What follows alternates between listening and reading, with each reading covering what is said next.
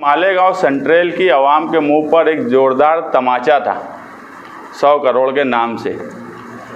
उसमें 30% फंड मालेगांव महानगर पालिका का है और 70% फंड वो महाराष्ट्र सरकार का है।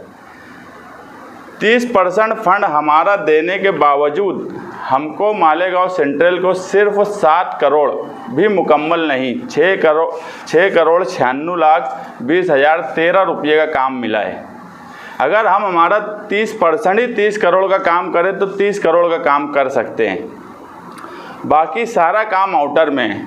आउटर का भी हाल ऐसा है कि आउटर में भी जो हिस्से बुनियादी ज़रूरत को तरस रहे हैं, दयाना, रमजानपुरा, मालदा, उन हिस्सों में भी सिर्फ 7 करोड़ 32,09,640 रुपये का काम डाला गया है। अगर हम 14 करोड़ का काम मान ले और बाकी पूरा की पूरा काम 86 करोड़ का वो ऐसी जगह डाला गया है जहां बुनियादी ज़रूरत है नहीं कामकाज की, मगर मैं बोला कि यार लग्जरी कामकाज की अब वहाँ ज़रूरत है तो वो सारे कामकाज किए जा रहे हैं। तो अगर हम कहते हैं कि हमारे साथ फिरका परस्ती होती है, ये इसका सबूत है कि दादा भुसे साहब उनके हलके में भी जहां बुनियादी ज़रूरत के काम काज है वहां काम नहीं कर रहे हैं। 100 करोड़ की सिर्फ ईद का तोहफ़ा बोला गया, मगर वो ईदी नहीं मिली मालेगांव के सेंट्रल हलके के और दूसरे रमजानपुरा मालदा के लोगों को। ऐसे वक्त में इससे पहले भी जनता दल और महागठबंधन आघाड़ी एक बात बोलती थी कि इस शहर ने फिरका परस्ती का चेहरा बदल दिया और वो चेहरा अब खुलकर हमारे सामने आ चुका है। इसी तरह से हमने जॉगिंग ट्रैक की जो बात बोली थी, प्रेस कॉन्फ्रेंस ली कि जॉगिंग ट्रैक के सवाल पर अगर कल की कांग्रेस आज की राष्ट्रवादी ने ठहराव पास किया तो ठहराव क्यों नहीं बनाया। दूसरे दिन आनंद फानन में ठहराव तो बना दिया गया, मगर आज भी प्रोसीजर के हिस्से से वो ठहराव गुजर नहीं रहा है। ना ही डिपार्टमेंट में वो ठहराव दिया गया, ना उस ठहराव को बुनियाद बनाकर एक नोटिस भी ठेकेदार को नहीं दी गई। तो ये मालेगांव शहर को बेवकूफ़ बनाने का काम किया जा रहा है। हमारा ये बोलना है कि आप साफ तरीके से काम करिए, आप शहरियान को धोखे में मत रखिए, अपोजिशन को धोखे में मत रखिए। आप एक तरफ ठहराव रद्द करने की बात बोलते हो, दूसरी तरफ उस पर कोई अमल बजावनी नहीं करते, तो ये मालेगांव के शहरियान के साथ एक किस्म का धोखा है।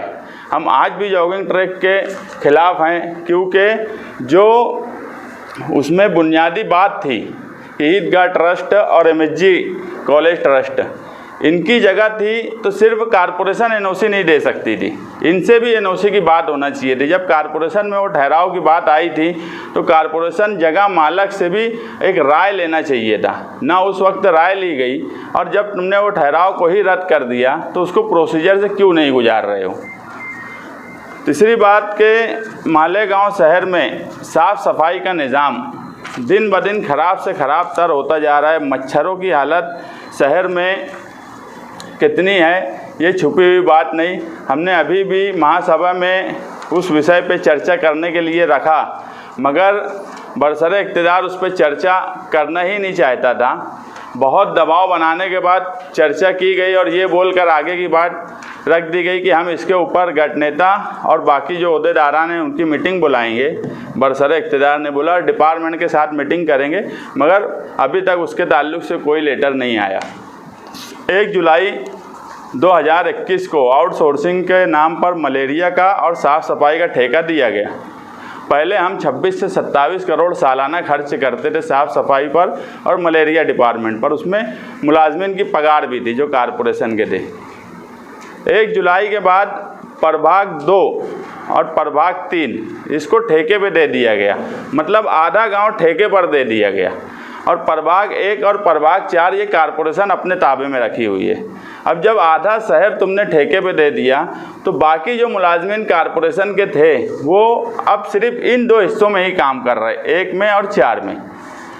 उसके बाद सफाई का निज़ाम में दुरुस्ती आना चाहिए थी। तुमने बजट डबल कर दिया, मलेरिया का पूरा ठेका दे दिया, उसके मुलाजमिन भी तुम कारपोरेशन की सफाई में लगाए हुए हो। डबल बजट होने के बाद शहर के हालात क्या हैं, इसलिए हम बोलते हैं कि ये चैंपियन चोर हैं, चोरी से बाज नहीं आते। काम सिर्फ वही करते हैं जिसमें इनको ठेकेदारी मिले, मलाई मिले, पैसा कमाए। इसके अलावा इनके दिमाग में कभी शहर की तरक्की और विकास के ताल्लुक से कि सही विकास हो, ये कभी इनके दिमाग में नहीं रहता। डबल होने के बाद भी अखराजात हम साफ़ सफाई और मच्छर की तकलीफ़ से उससे ज़्यादा गुजर रहे हैं, तो ऐसा ठेका ये रद्द क्यों नहीं कर देते।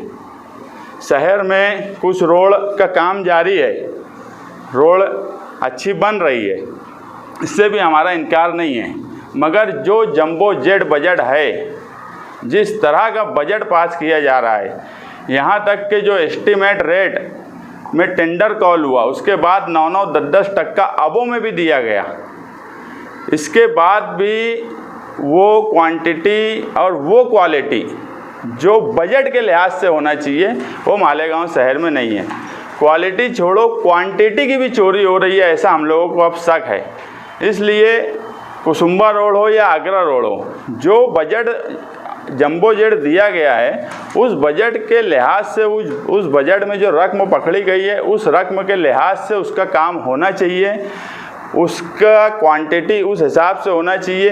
ये कोई काम सीधी लाइन पे करते ही नहीं। अगर आप कुसुम्बा रोड आज जाकर देख लो तो वो किस तरह से बन रही है, गडर तक। अगर अतिक्रमण आता है इतनी मेन रोड पर तो अतिक्रमण भी हटा देना चाहिए, लेकिन ये कोई भी तरीका इनके पास ऐसा नहीं है कि जो इनके पास कोई रोड मैप हो जिसके उस पर ये कोई काम काज सही ढंग से कर सके। इनको तो मज़ा आने लगता है कि चलो अब क्वांटिटी हम चोरी कर लेंगे, उसमें भी पैसा कमाएंगे। तो इन सब सवालात पे हम कमिश्नर और मेयर को भी लेटर देंगे कि जो 100 करोड़ का काम आया है, मालेगांव कॉरपोरेशन 30 करोड़ दे रही है, तो हमको मत दो 70 करोड़, तुम 70 करोड़ उधरी कर लो। हम मेयर को भी बोलेंगे, कमिश्नर को भी बोलेंगे, तुम 70 करोड़ जो सरकार कह रहा है वो नदी के उस पार इस्तेमाल कर लो, हमारा कुछ बोलना नहीं है।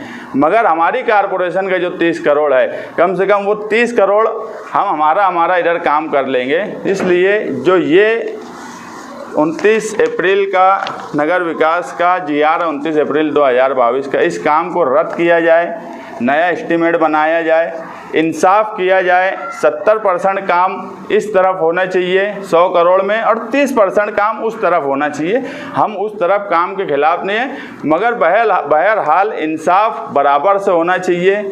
जिसकी आबादी जैसी है, जो जैसे टैक्स देता है, उसको राहत भी उसी तरह से मिलनी चाहिए। आज अगर उधर काम की ज़रूरत नहीं है, इधर बुनियादी काम की ज़रूरत ज़्यादा है, तो मेरा तो ये बोलना है कि दादा भुसे साहब ने भी बड़ा दिल करके पूरे 100 करोड़ का काम इस तरफ देना चाहिए था।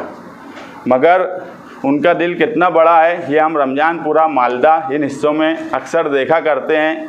आप कुसुम्बा रोड से अगर जब जाएंगे तो कुसुम्बा रोड से जब नौकिरन की तरफ का हिस्सा आप एक बार अंदर जाकर देखो, और कुसुम्बा रोड से ही दयाना की तरफ एक बार जाकर आप अंदर से देखो, आपको दादा भुसे साहब का दिल कितना बड़ा है, दादा भुसे साहब किस तरह से काम कर रहे हैं, ये आपके सामने आ जाने वाला है। इसलिए हम इनको लेटर देने के बाद अगर इन्होंने हमारी बात नहीं मानी ये 4-5 काम को लेकर, तो हम एक अवामी बड़ा धरना कॉरपोरेशन के गेट के बाहर 24 मई को देंगे, ताकि बरसरे इक़्तिदार की आँख खुले और अवामी राय उनके सामने आए। आज 5 साल होने पर आ गया है, उसके बाद भी शहर में बुनियादी ज़रूरत इन्होंने कोई भी ऐसी नहीं की जिससे राहत मिले। और ये बोलते हैं कि यार काम अगर कुछ अच्छा किया जाता है तो तनकीद होती है। अभी हमने एक पावर लूम का वो रख दिया, तनकीद क्यों नहीं होंगी, तुम्हारी नीयत कैसी रहती। 7.5 लाख रुपये का उसी कॉरपोरेशन से मैंने कॉन्स्टिट्यूशन बनवाया, ग्रेनाइट पत्थर में बनवाया, अशोक स्तंभ लगाया, वो आज भी शहर देखता है। और मैं क्या उसकी गवाही दूंगा, सुप्रिया सुले ने फ़ोटो लगाकर, इनकी लीडर ने वो अशोक स्तंभ और कॉन्स्टिट्यूशन ट्वीट की थी और ये बोली थी उस वक्त कि हर कस्बे, हर शहर में इस तरह का कॉन्स्टिट्यूशन और अशोक स्तंभ होना चाहिए।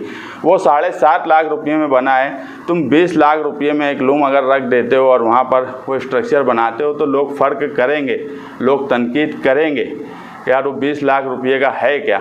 तुम कम से कम जो रकम जिस हिसाब की है उस हिसाब का वो खर्च नहीं करते हो, इसलिए बदउनवानी का हर वक्त तुम्हारी नीयत हर काम में बदउनवानी की होती है। कोई काम में तुम कभी बकसते ही नहीं कि चलो ये एक काम है इसमें तो बकस दिया जाए, मगर राष्ट्रवादी और कल की कांग्रेस ये कभी भी कारपोरेशन में बगैर बदउनवानी के कोई इनका ठेका कोई काम होता ही नहीं है। इसलिए इन पे तनकीद शहरियान की तरफ से की जाती, नहीं तो कॉन्स्टिट्यूशन बना उस वक्त तो किसी ने तनकीद नहीं की, सारा शहर खुश था। आज भी उसका फ़ायदा होता है 26 जनवरी 15 अगस्त जब उस शहीदों की यादगार के पास कोई खड़ा नहीं हो सकता था, आज पूरा शहर झंडे की सलामी देता है। इसको काम बोलते हैं, काम की कीमत देख लो और कोई छुपी हुई बात नहीं है। वो उसका भी एस्टीमेट कारपोरेशन ने बनाया था, इसका भी एस्टीमेट कारपोरेशन ने बनाया है, तो ये फ़र्क होता है। और इसका जवाब देवे मेयर दे, राष्ट्रवादी के लीडरान दे। हमारा सवाल सही है, हमको पता है इनका जवाब नहीं आएगा, क्योंकि सवाल इतना सही होता है कि इनको जवाब देते नहीं बनता है। नहीं तो इन 4-5 सवाल पे वो आए, मीडिया के सामने आए और इसका जवाब दें। चांदी उंदी का कुछ उसके अंदर होगा तो मुझे नहीं मालूम। लोग तो अपने 3 लाख लोग के शहर में रहते हैं, लोग तो दूर से भी पहचान लेते कौन सा है। सोने का तनकीद करते हुए बोले तो एक जो है सर्कल आप लोग भी बनाने वाले थे, आपकी मतलब इसमें तजवीज़ थी, वो तो अभी तक बना भी नहीं। उसकी वजह है मुफ्ती साहब चुन कर आए, वो सर्कल पे बहुत बात होती है। अच्छा वो पूछ लिए तुम, जब मुफ्ती साहब चुन कर आए उस वक्त जरा से रुकना है हसबाक, उस वक्त मैं ही एक तजवीज़ दिया था कि आगरा रोड का काम करना है और वहाँ पर एक सर्कल बनाना है दरेगांव के पास, मगर उसमें दोनों बात थी। उस वक्त पहले से ही प्रपोज़ल नगर वो उसमें PWD नहीं, वर्ली में नगर उत्थान की ऑफिस में प्रपोज़ल दाखिल था कारपोरेशन की तरफ से। मुफ्ती साहब चुन कर आए, सबसे पहले वर्ली गए, वर्ली में उन्होंने उस काम की मंजूरी की, सेम डे मंजूर हुआ, नगर उत्थान ने मंजूर किया और नगर विकास की तरफ भेज दिया गया वो काम। कुछ 11 करोड़ कुछ का काम था वो। उस वक्त सरकार बनी नहीं थी, सरकार तुम्हारे ध्यान में होगा तो लेट बनी, अक्टूबर में इलेक्शन हुआ मगर सरकार लेट बनी और नवंबर के पहले ही हफ्ते में नगर उत्थान से उस रोड को मंजूर करा के नगर विकास में दिए। उस वक्त के नगर विकास के सेक्रेटरी ने ये कहा था कि अभी सरकार बन जाए उसके बाद हम लोग कामकाज बजट वगैरह का वो सब शुरू करेंगे। सरकार बनी, सरकार बनने के बाद सेक्रेटरी वगैरह जो भी एक नाथ शिंदे उसके मिनिस्टर बने, मगर फरवरी एंड होते होते मार्च शुरू होने में कोरोना का पीरियड शुरू हो गया, उसके बाद वो काम रुक गया। उसी में मुफ्ती साहब के बजट से वो सर्कल का काम दिया गया। फिर बाद में इन्होंने वो गवर्नमेंट का जो फंड का काम था उसको रद्द करके कारपोरेशन ने खुद रोड का काम शुरू की। वो काम उस वक्त भी किया जा सकता था, मगर हम लोगों की समझ ये थी कि जो रोड की पोजीशन है, जो रोड की हालत है आगरा रोड की, वो इतनी ख़राब है कि अगर वहाँ वो सर्कल और स्ट्रक्चर एक बहुत खूबसूरत बना देंगे तो एक धब्बा जैसा लगेगा। शहरियान बोलेंगे कि यार रोड का तो काम हुआ नहीं और ये वहाँ पे सर्कल बना दिए। अब रोड का काम आ गया था कारपोरेशन की तरफ, उस वक्त ऐसा था कि रोड भी सरकार की तरफ से आएंगी, मुफ्ती साहब उसमें लगे हुए थे और दोनों काम एक ही वक्त में शुरू करेंगे, यानी ये भी चलेगा और उधर वो भी हो जाएगा। मगर फिर जब कारपोरेशन बनाने लगी, अब रोड कम से कम एक लंबे हिस्से तक बन गई है, तो अब उस काम को करेंगे। काम करने का भी अपना एक तरीका होता है और कौन सा काम किस वक्त किया जाए ये हमसे अच्छा किसी को नहीं समझता। इसलिए रोड पे रोज़ लोग गिर रहे और वहाँ इतना बड़ा स्ट्रक्चर खूबसूरत बना देंगे तो लोग तनकीद करेंगे ना, तमाचा मारेंगे लोग। हम क्या राजा हैं क्या कहीं के? तो बुनियादी ज़रूरत अब उस रोड की पूरी हो रही है, अब इंशाअल्लाह वहाँ खूबसूरत सर्कल बनेगा। तजवीज़ दिया था, ठेकेदार भी मैं ही लाया था। मुफ्ती साहब मुझे ये बोले थे कि यार तुम्हारे उससे बनाना, जैसे अशोक स्तंभ बनाए, उसके बाद मेरा क्या हुआ 5-6 महीना वो सबके सामने है। 12 नवंबर का मामला शायद उसके ही दूसरे